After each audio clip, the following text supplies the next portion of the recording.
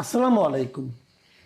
প্রিয় দর্শক, নির্বাচনের আগে আগে একটা নির্বাচনী ইশতেহার প্রকাশের একটা নিয়ম আছে। বিভিন্ন রাজনৈতিক দল তার এই ইশতেহারটা প্রকাশ করে যে তারা নির্বাচিত হলে পর তারা কিভাবে দেশ চালাবে, তারা কি কি কাজ করবে না করবে, তার একটা সম্ভাব্য একটা তালিকা, একটা অঙ্গীকার তারা জনগণের সামনে উপস্থাপন করে।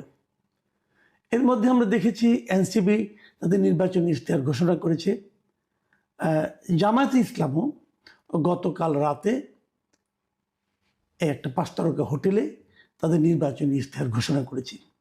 বেশ সাজানো গোছানো ছিল ইশতেহারটি, যদিও ইশতেহার নেয়ার মধ্যে বেশ সমালোচনাও হয়েছে।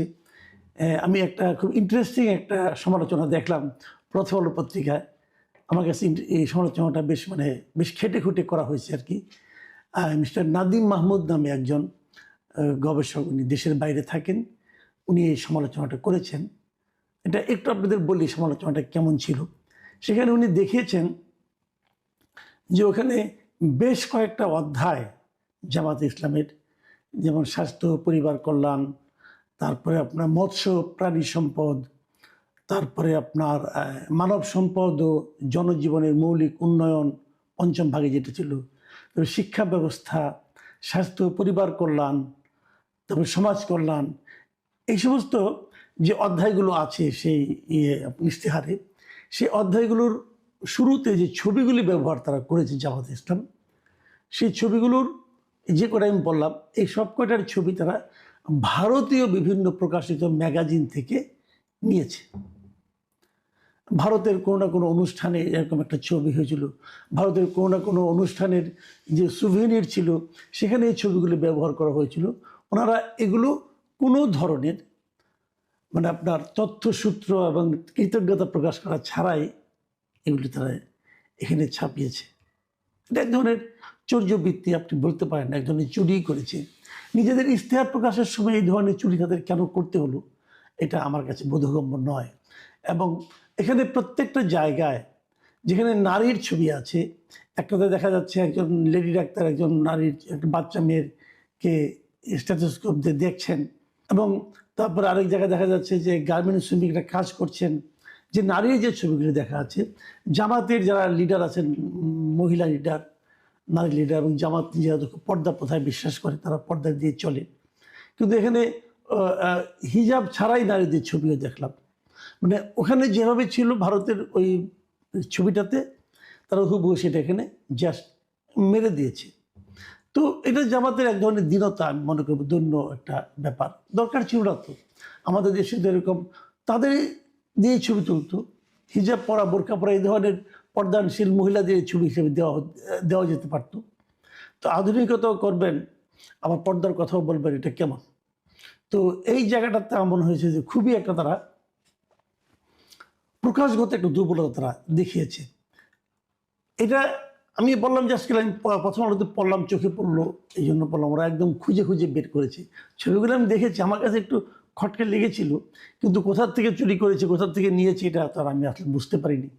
কিন্তু নাদিম মাহমুদ সাহেবকে ধন্যবাদ জানাচ্ছি যে উনি অনেক খুঁজে খেটে এগুলি বের করেছেন একদিনের মাথায়। আমি আজকে যে বিষয়টির কথা বলতে চাই সেটা হলো যে জামাতের আমির ডক্টর শফিকুর রহমান বেশ কিছুদিন আগে দেশের বাইরে, বোধহয় আমেরিকায় বসে একবার একটা অনুষ্ঠানে বলেছিলেন যে ওনারা নারীদের, শ্রমজীবী নারীদের, অথবা যে সমস্ত নারীরা অফিসে কাজ করেন তাদের কর্মঘণ্টা কমানোর কথা উনি বলেছিলেন। যে আমরা তো এমনি সবাই 8 ঘন্টা কাজ করি, ওখানে ওনারা 5 ঘন্টা কাজের কথা বলেছিলেন, যে 3 ঘন্টা তাদের কর্মঘণ্টা কমানো হবে। এবং এই কমানোর মাধ্যমে ওনারা হয়তো ভেবেছিলেন, অথবা ওনারা জানানোর চেষ্টা করেছিলেন যে নারীদের প্রতি তাদের দল কতটা সহানুভূতিশীল, হয়তো এই কথাটাই প্রকাশ করতে চেয়েছিলেন।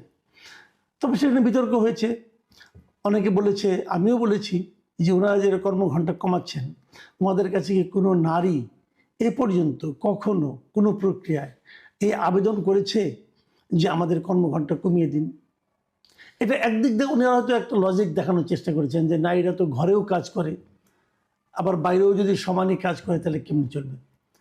তো ঠিক আছে, ঘরে কাজ নারীদের জায়গায় পুরুষরা করলেই পারে, না তো নেই কোনো কাজের, তো আর কোনো জেন্ডার হয় না, তাই না?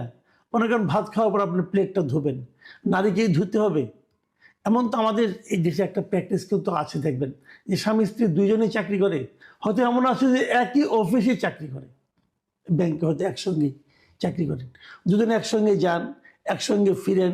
ফেরার পর পুরুষ যিনি আছেন উনি যে ড্রয়িং রুমে যে হেলান দিয়ে বসে মোবাইল টিপেন অথবা টেলিভিশন দেখেন অথবা পত্রিকা পড়েন, আর নারী কিন্তু অফিসের কাপড়টা চেঞ্জ করেই যে রান্নাঘরে ঢুকেন। তো এটা না করলেই হয়। উনি সবাইকে করুন, প্রভাবিত করার চেষ্টা করুন, বলুন, উৎসাহ দিন যে পুরুষরাও নারীদের সঙ্গে যে কাজ করবে, অথবা নারীকেই কেন করতে হবে, নারী যে রেস্ট নিক, উনি যে মোবাইল টিপুন, পুরুষ যে রান্না করুন, কোনো সমস্যা তো নাই। রান্নার কাজটা যে কেবল নারীদের, এটা আমাদের দেশে বোঝা যায়। আপনি যখন কোনো বড় বড় হোটেলে খান, রেস্টুরেন্টে খান, সেখানে রান্নাবান্না কিন্তু পুরুষরাই করে। কাজে পুরুষরা রান্নাবান্না করতে পারে না তা তো আর নয়। যাই হোক, সেটা আলোচনা না। আলোচনার বিষয় হলো যে এই যে নারীদের কর্মঘণ্টা কমানোর যে ব্যাপারটা, এইটা আবদারটা কে করেছিল ওনার কাছে? কেউ করেনি। এবং বলার চেষ্টা করা হলো যে 3 ঘন্টা কমালে মেয়েদের জন্য একটা উপকার হবে, নারীরা এরকম সুবিধা পাবে। কিন্তু আসলে কি তাই পাবে? আমি অনেক অফিসে জানি যে এমনিতে আপনি দেখবেন যে নারী পুরুষ সমান চাকরি কিন্তু হয় না। আপনি দেখবেন অফিসে নারীর সংখ্যা কম, যে কোনো বেসরকারি অফিস বলেন, সরকারি অফিস বলেন, পুরুষের তুলনায় নারীর সংখ্যা কিন্তু কম, নারী কর্মীদের সংখ্যা কম। বেসরকারি অফিসে তো আমি দেখেছি যে তারা নারী কর্মীদেরকে নিতেও চান না, অনাগ্রহ। আমি নিজে অনেক অনেক মিডিয়াতে চাকরি করেছি, আমি দেখেছি মিডিয়ার বড় বড় মালিকদেরকে, কর্তাদেরকে রিক্রুটমেন্টের সময় বলতে যে দেখবেন যেন মেয়েকে কম নেওয়া যায়। ধরেন 30 জন রিপোর্টার আছে, আমি যখন মিডিয়াতে ছিলাম, 30 জন রিপোর্টারের মধ্যে বলা হলো যে ঠিক আছে 4 জন 5 জনের বেশি নারী নিয়েন না। এবং রেশিওটা এরকমই হয়। আপনি টেলিভিশনের রিপোর্টার দেখবেন, পত্রিকায় দেখবেন, যদি 30 জন অথবা 40 জন রিপোর্টার থাকে, 30 জনের মধ্যে 6-7 জনের বেশি নারী পাবেন না আপনি। এর কারণটা কি? এর কারণটা হলো তাদেরকে মালিক পক্ষ অথবা ওনারা বলার চেষ্টা করেন যদি একজন নারীকে নেওয়া হয় তাহলে ওনার মনে করেন শারীরিকভাবে ধরেন জন সন্তান হবে, তখন তাকে আবার বেশ কয়েক মাস মাতৃত্বকালীন ছুটি দিতে হয়। এটা তারা দিতে আগ্রহী না। তারা বলবেন তখন সময়টা তারা বসে বসে বেতন নেবে, অতএব নারী আমরা নিব না, কম নিব। তো এইভাবে যখন আপনি ভাববেন তখন এই সমস্যাগুলি কিন্তু আসলে তৈরি হয়। তাহলে এমনি নারীদেরকে নিতে চান না, তার মধ্যে যখন আপনি কর্মঘণ্টা কমিয়ে দিবেন তখন তো মেয়েদেরকে আরও নিতে চাইবে না। বলবে কি যে ওনাকে যদি আমি নেই তাহলে তো ওনার কাছ থেকে আমি 5 ঘন্টার কাজ পাবো, তার কাছ থেকে আমি 8 ঘন্টার কাজ পাবো না, তাহলে তাকে আমি নেবো কেন? এই বিষয়গুলো কিন্তু আসবে। তাতে কি হবে? আপনি নারীদের কর্মঘণ্টা কমিয়ে আসলে নারীদের অংশগ্রহণটাই কমিয়ে দিচ্ছেন। কাজেই এটা খুব প্র্যাকটিক্যাল কোনো চিন্তা না, এবং এটা মানে সারা দুনিয়াতে গ্রহণযোগ্য কোনো চিন্তাও কিন্তু হবে না। আবার ধরুন আমার এখানে যে নারী 5 ঘন্টা কাজ করবে এবং এই কর্মঘণ্টায় এইভাবে কাজ যারা অভ্যস্ত হয়ে যাবে, তারা যখন দেশের বাইরে যাবে, ওখানে যে যখন নারী পুরুষ সমান সমান কাজ করতে হবে, তখন উনি কিন্তু অনভ্যস্ততার কারণেই পারবেন না এবং উনি আরও বিপদে পড়বেন। কাজেই এটা খুব লজিক্যাল না। যাই হোক, এই জামাতে ইসলামের যে আপনার ইশতেহার গতকালকে প্রকাশিত হয়েছে, সেখানে কিন্তু নারীদের এই কর্মঘণ্টার বিষয়ে কোনো কিছুই বলা হয়নি, বরঞ্চ নারীদের জন্য বিভিন্ন প্রজেক্টের কথা বলা হচ্ছে। তো যখন বলা হয়নি, এটা হয়তো অনেকে ভাবতে পারেন এটা একটা স্বস্তির খবর, কিন্তু না, এটা স্বস্তির খবর নয়। এই ইশতেহার প্রকাশ অনুষ্ঠানেই জামাতের আমির যখন বক্তব্য দিয়েছেন, তিনি আবার সেই নারীদের কর্মঘণ্টা কমানোর বিষয়টিকে সামনে নিয়ে এসেছেন। উনি বক্তৃতা দেওয়ার সময় সে কথাটা বলেছেন। তিনি যেখানে বলেছেন যে নারীদের কর্মঘণ্টা নির্ধারণে জামাতের একটি পরিকল্পনা রয়েছে, পর্যায়ক্রমে সেটি বাস্তবায়ন করা হবে। মাথায় রাখবেন, পর্যায়ক্রমে সেটি বাস্তবায়ন করা হবে। এবং তিনি সেটা ব্যাখ্যা করেছেন যে এক্ষেত্রে জামায়াতের পরিকল্পনা হলো একজন নারী শিল্প কারখানা বা প্রতিষ্ঠানে যত ঘন্টা কাজ করবেন তার টাকা মালিক পক্ষ দেবে, বাকিটা সরকারের দায়। তার মানে একজন মালিকের এখানে যদি একজন নারী শ্রমিক 5 ঘন্টা কাজ করে তাহলে উনি 5 ঘন্টা বেতন পাবেন, কিন্তু ওনার তো 8 ঘন্টা কাজ করতে লাগে। এই যে বাকি যে 3 ঘন্টা, এটা সরকারের দায়। মানে কি? তাহলে সরকার তাকে দিবেন নারীকে, যদি উনি ক্লিয়ার করেন নাই, উনি সরকারের দায় বলেছেন।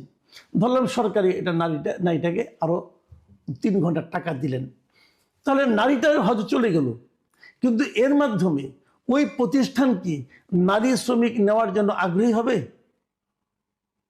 হবে না। এটা হবে একটা জটিল সমস্যা। আর যদি একটা বিপ্লবী এবং যুগান্তকারী পদক্ষেপ হয়েই থাকে, তাহলে ওনারা এটাকে ওনাদের ইশতেহারে আনলেন না কেন? ইশতেহারে কেন আনলেন না? আনেননি কারণ ওনারা ভেবেছেন এটা ইশতেহারে আনলে হয়তো একটা বড় বিতর্ক হতে পারে এবং এটা ডকুমেন্টেড একটা বিষয় হয়ে যাবে। তখন সেটা নিয়ে যে বিতর্কটা হবে, সেই বিতর্কটা হয়তো তারা ফেস করতে পারবে না। কিন্তু বলার আনন্দে উনি বলে দিয়েছেন যেটা পর্যায়ক্রমে হবে। পর্যায়ক্রমে মানে আজকে হবে না, আজকে কিছু হবে, অথবা ধরুন এই প্রতিষ্ঠানে হবে, হয়তো প্রথমে হয়তো ব্যাংকগুলিতে হয়ে গেল, তারপর হয়তো শিক্ষাক্ষেত্রে হয়ে গেল। এখন ভাবেন তো আপনি শিক্ষাক্ষেত্রে, ধরেন স্কুলে টিচার, একটা নারী